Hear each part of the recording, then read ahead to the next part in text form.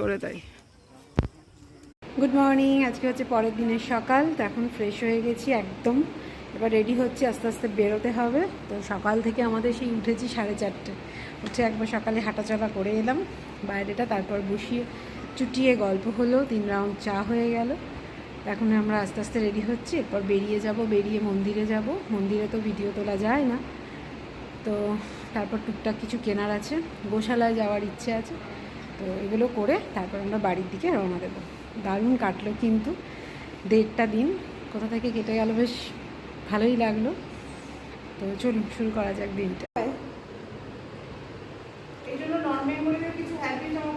আমরা এখন রুম থেকে বেরিয়ে গেছি, আর আজকে আমরা এটাতে চলে এসেছি ব্রেকফাস্ট করতে এখন।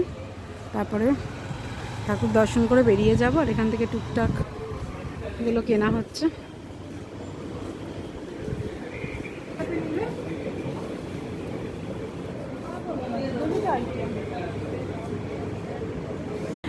আমাদের ব্রেকফাস্ট, চলো।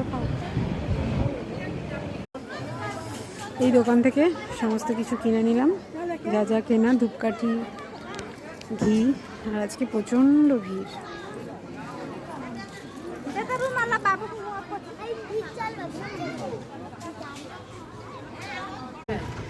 আমরা এখন বেরিয়ে পড়েছি।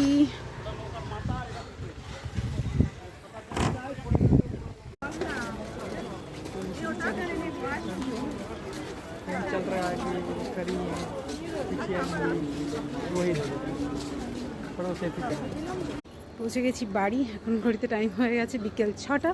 তো আমাদের এবারের কিন্তু মায়াপুরের জার্নি এখানেই শেষ। আপনাদের কেমন লাগলো অবশ্যই জানাবেন। তো টাটা।